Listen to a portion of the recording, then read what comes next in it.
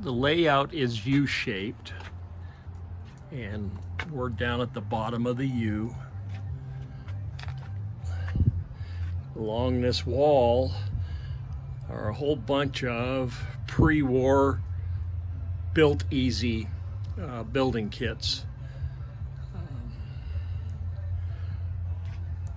And we have the Sunset Trains and Toys reproduction of the Ives factory.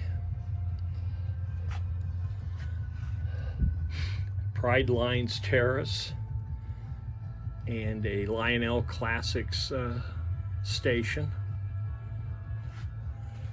And this is a Markland, probably really 1 gauge, but it works for standard gauge tunnel. It's the paper mache composite type. And another Lionel Classics piece. This is the Hellgate Bridge, but this one is the 305, so it's wider. And a 155 freight station. And this is actually a tin that had gifts and stuff in it from an insurance company. And we'll wander over here and excuse the post, the garage post. It's a reproduction powerhouse, and a reproduction, this is also by Sunset Toys and Trains, of the small Ives passenger platform. And this is the back side of a T Reproductions roundhouse, just one section. It's all I have room for. And then the Lionel Bridge, or tunnel, I mean, that everybody's got. These are very common. And this is a Walker's Chocolate Big Ben. Originally came with 3 or 4 different types of chocolates inside it. And this is an functional Dorfin block signal. I just have it set to be on green. I'm not in that, but it does work. It has typical Dorfin crazing and zinc pest, but it's moderately solid. So, looks nice. It was necessary for the legs of the U to be different lengths. So, in order to join them, I created from erector set pieces this curved truss bridge. Took a while to get it figured out and the geometry done so that it would work and in that. I probably am actually going to have to redo it, and I will make the width, the curve will be the same, but I'm going to make the width a little bit wider because I now have some longer trains than I had when this was built, and they will not make the curve.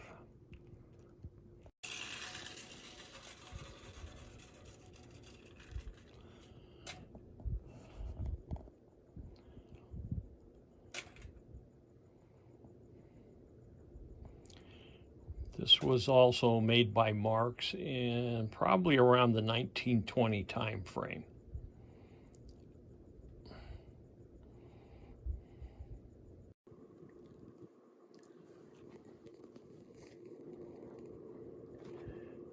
This station is made by Keebry.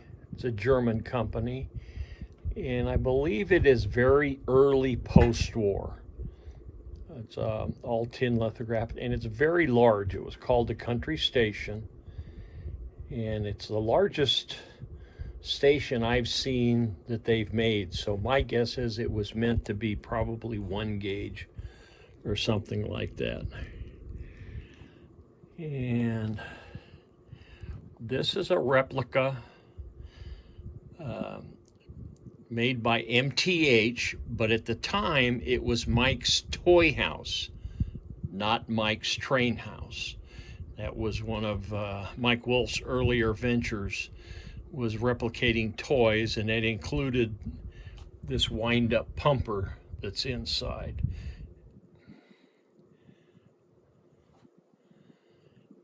And this was made by Lionel. It's their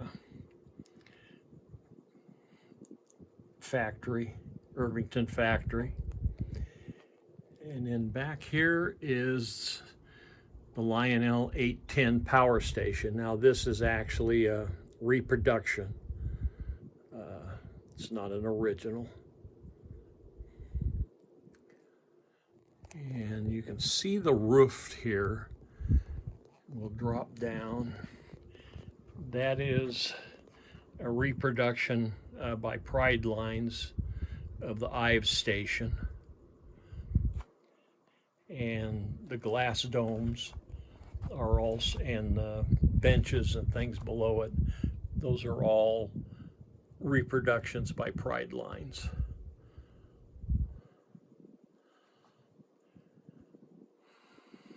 And this is the back side of the terrace and the station that we've seen earlier. And here is the Acuity 10 that, like I said, had prizes and stuff like that inside originally. This is, again, this is the T reproduction of the Lionel roundhouse. And that is a William Schupner reproduction of the of an Ives 2115 streetcar.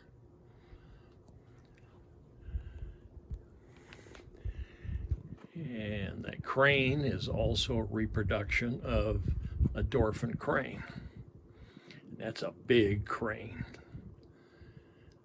And then here is a reproduction, shape and form-wise, of an Ives water tower.